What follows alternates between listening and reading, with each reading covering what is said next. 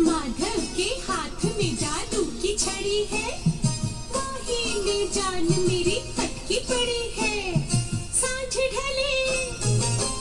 ढले कदम तले तेरे कन्हैया, सांझ ढले कदम तले तेरे कन्हैया।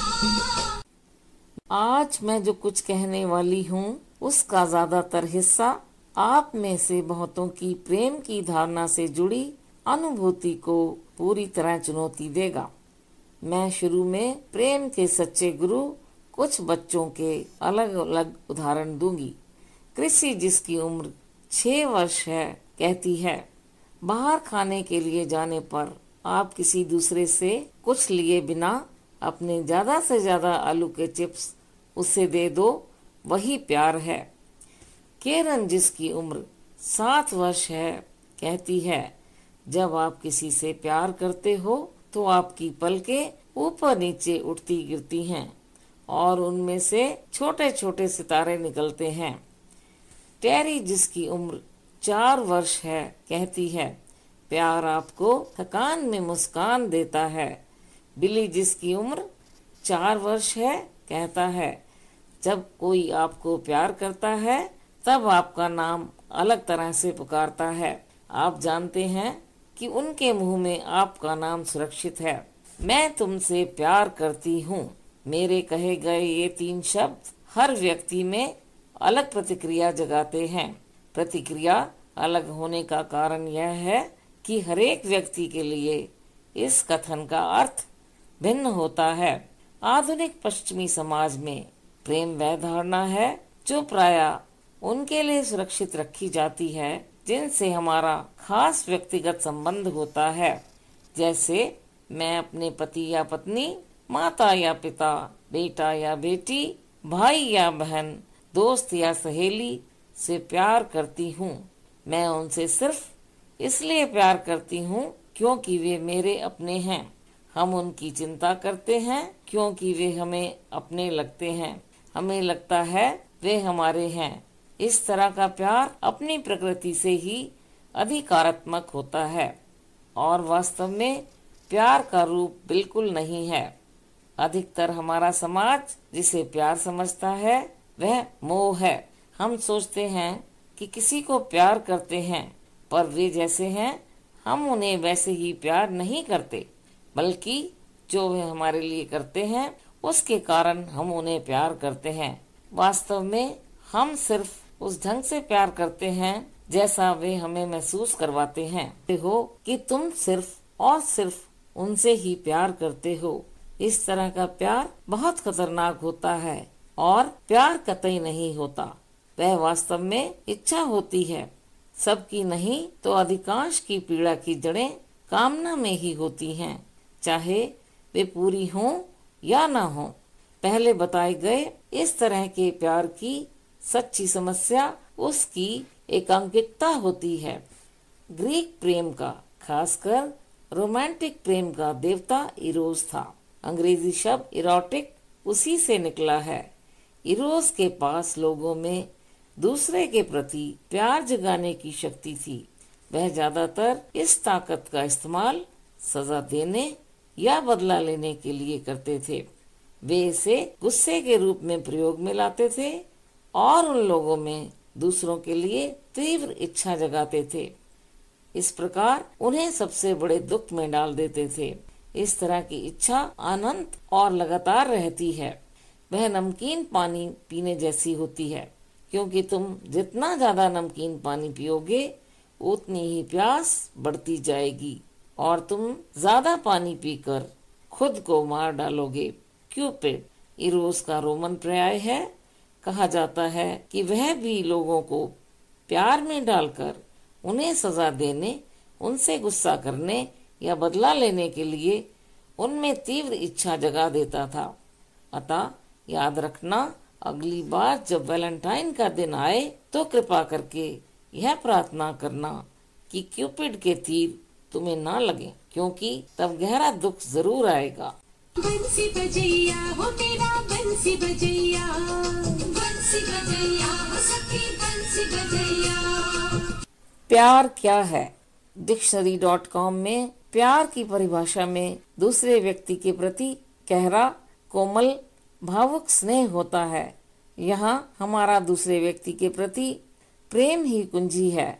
हम उनसे प्यार इसलिए नहीं करते कि वे हमारे लिए क्या कर सकते हैं, बल्कि इसलिए कि वे जैसे हैं हम उन्हें वैसे ही प्यार करते हैं।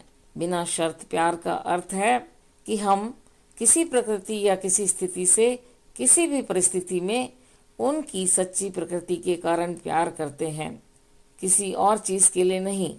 परिस्थिति जो भी हो, हम उनसे प्यार करते हैं और उन्हें खुश देखना चाहते हैं।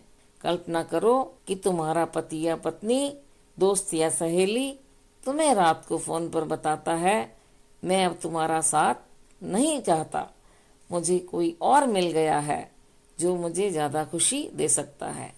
तुम्हारी क्या प्रतिक्रिया होगी? ज्यादातर लोग अत्यधिक क्रोध या उदासी से भर उठेंगे।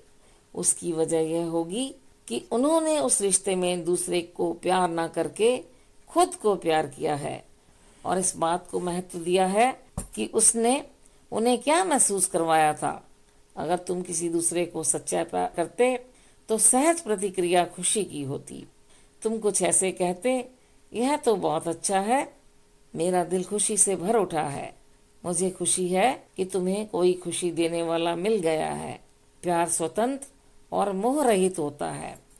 मैंने जो किस्सा पहले सुनाया है वह परगमन, विश्वासघात या स्वच्छंद संभोग के समर्थन में नहीं है, बल्कि यह दिखाने के लिए है कि प्यार करने वाले से क्या अपेक्षा की जाती है। चिड़िया से प्यार करने का सबसे अच्छा तरीका क्या है? क्या उसे पिंजरे में बंद रखना अथवा पिंजरे का दरवाजा खुला रहने देना, जिससे वह जब चाहे जा सके, पर अगर चाहे तो लौट भी सके। लोकप्रिय पुस्तक जॉनथन लिविंगस्टन सीगल के लेखक रिचर्ड बाक ने कहा था, अगर तुम किसी से प्यार करते हो तो उन्हें अपने पास लौटने के लिए आजाद छोड़ दो। अगर वह लौटता है तो तुम्हारा है, अन्यथा वह तुम्हारा था ही नहीं। बिना शर्त प्यार को बढ़ाना आसान नहीं है, इसके लिए आंतरिक शक्ति की शरण लेनी पड़ती है। साथ ही इसके लिए दिल में प्यार के प्रति विश्वास और भरोसा जरूरी होता है। बिना शर्त प्यार वह इच्छा है जो हम सबके प्रति फैलानी चाहिए, क्योंकि सिर्फ तभी हम सच्चे रूप से स्वतंत्र होकर किसी एक को प्यार कर पाएंगे। इस तरह के प्यार के लिए बहुत साहस चाहिए। नीचे दिया गया उदाहरण खलील जिब्रान की द प्रॉफिट से है। परंतु अगर तुम अपने डर के कारण प्यार की सिर्फ शांति और खुशी चाहते हो तो तुम्हारे लिए अच्छा यही रहेगा कि तुम अपना नंगापन छिपाकर प्यार के खलियान से निकल जाओ। इस बिना मौसम की दुनिया में जहां तुम हंसोगे पर अपनी पूरी हंसी नहीं और रोओगे पर अपने पूरे आंसू नहीं। प्यार न खुद को देता है और न खुद से लेता है। प्यार न अधिकार जमाता है न जमाने देता है, क्योंकि प्यार प्यार के लिए काफी है। जब तुम प्यार करो तो यह नहीं कहो कि भगवान मेरे दिल में है, बल्कि यह कि मैं भगवान के दिल में हूँ। यह मत सोचो कि तुम प्यार को दिशा दे सकते हो, क्योंकि प्यार अगर तुम्हें योग्य समझेगा तो तुम्हें दिशा देगा। प्यार की इच्छा खुद को संतुष्ट करने के अलावा कुछ नहीं होती, पर अगर तुम प्यार करते हो और तुम्हारी इच्छाएं हैं तो उन्हें अपनी इच्छाएं रहने दो, जिससे कि पिघल कर रात को गीत सुनाते झरने की तरह दौड़ सको, जिससे कि पिघल कर रात को गीत सुनाते प्यार की अपनी समझ से आहत हो सको और इच्छा पूर्वक खुशी खुशी खून बहा सको। सुबह उदास दिल के साथ उठो और एक और प्यार भरे दिन के लिए धन्यवाद दे सको। दोपहर को आरंभ करो और प्यार के उल्लास का ध्यान करो। शाम को कृतज्ञता से भरे घर लौटो और फिर दिल में बसे प्रिय के लिए प्रार्थना और होठों पर उसकी प्रशंसा का गीत लिए सो जाओ। बाकी है चितवन और बाकी मुस्कान। लियो टॉल्स्टॉय की एक छोटी कहानी मुझे इतनी पसंद है कि कुछ दिन पहले मैंने उसका अपने ढंग से रूपांतरण किया था। कहानी का मुख्य पात्र अपना जीवन 3 सिद्धांतों के सहारे जीता है। सबसे महत्वपूर्ण समय वर्तमान पल होता है। सबसे महत्वपूर्ण व्यक्ति उस पल में उसके साथ होता है। सबसे महत्वपूर्ण काम उस पल में साथ रहने वाले व्यक्ति या व्यक्तियों से प्यार करना होता है। जब इन 3 सिद्धांतों का पालन किया जाएगा तब बिना शर्त प्रेम पीछे पीछे आ जाएगा, क्योंकि अब वह महान प्रेम हर पल साथ रहने वाले हर व्यक्ति को अपने प्यार के विस्तार में घेर लेगा। न्यूजीलैंड में लगभग 1 साल रहने के बाद जब मैं वहां से चलने वाली थी, तब मेरे सबसे अच्छे दोस्त ने मुझसे कहा, मुझे तुम्हारी कमी बहुत खलेगी। मैंने उसकी आंखों में सीधे देखते हुए कहा, मुझे नहीं, पर इस समय मैं तुम्हें पूरे दिल से चाहती हूँ। बहुत बार हमें यह गलतफहमी होती है कि अगर हम किसी से प्यार करते हैं तो हमें उससे अलग होने में बहुत बुरा लगना चाहिए, जबकि हमें वर्तमान पल में जो हमारे साथ हो उसी पर अपना प्यार केंद्रित रखना चाहिए, और जब अकेले हों तो खुद से प्यार करना चाहिए। फिर भी जब हम किसी दूसरे के बारे में सोचें, उसे याद करें, तो जरूरी है कि उन्हें अच्छे रूप में याद करें। जो अब तुम्हारे साथ नहीं है उसे अच्छे ढंग से याद करना प्यार का सर्वोत्तम रूप है। कुछ समय पहले मेरे एक मित्र ने ईमेल से एक बहुत अच्छी कहानी भेजी थी, जिसे मैं आज आप लोगों के साथ बांटना चाहती हूँ। रेत और पत्थर। 2 दोस्त रेगिस्तान में से जा रहे थे। यात्रा के दौरान किसी वक्त उनमें बहस हो गई। एक ने दूसरे को थप्पड़ मार दिया। जिसे मारा उसे दुख तो हुआ, पर उसने कुछ नहीं कहा। रेत पर लिखा, आज मेरे सबसे अच्छे मित्र ने मुझे चांटा मारा। वे आगे चलते गए। जब एक मरुद्वीप दिखा तो उन्होंने नहाने का फैसला किया।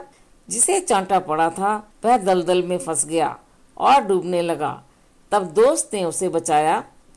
डूबने से बचने पर जब वह ठीक हुआ तो उसने पत्थर पर लिखा, आज मेरे सबसे अच्छे दोस्त ने मेरी जान बचाई।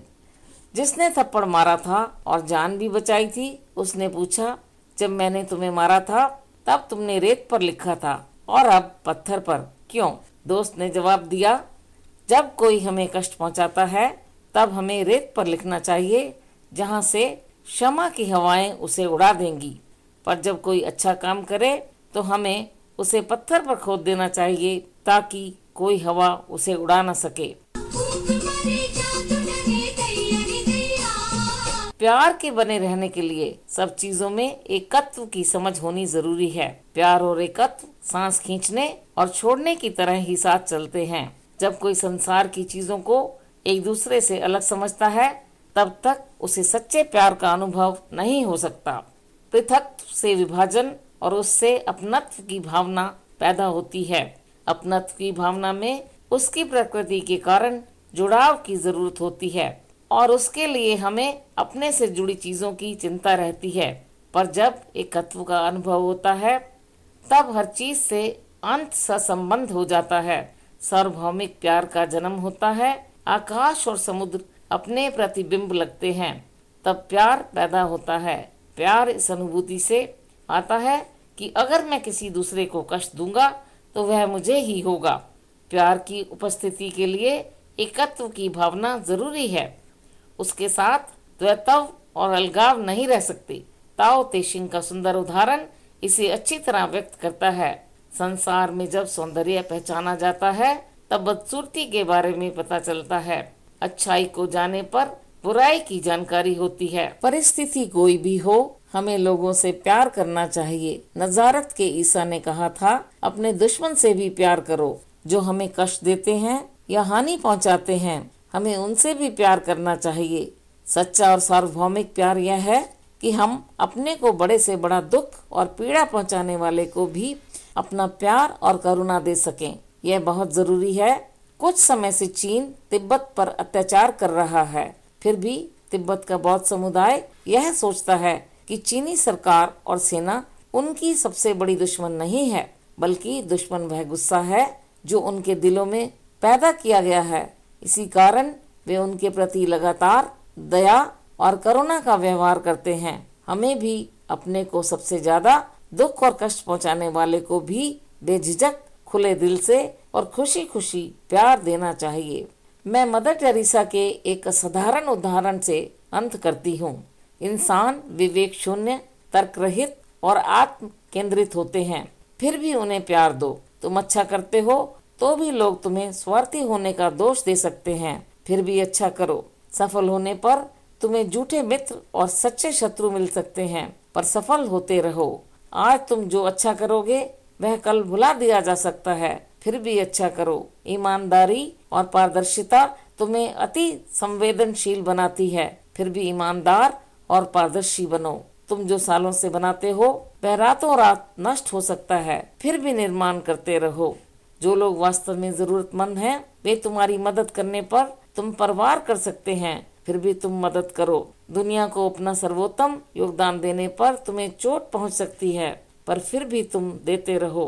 प्रियजनों, आज हमारे साथ यहाँ जुड़ने के लिए आपका धन्यवाद करती हूँ। आप प्यार और साहस, खुशी और उत्साह के पवित्र पथ पर चलना याद रखिएगा। शुभकामनाएं।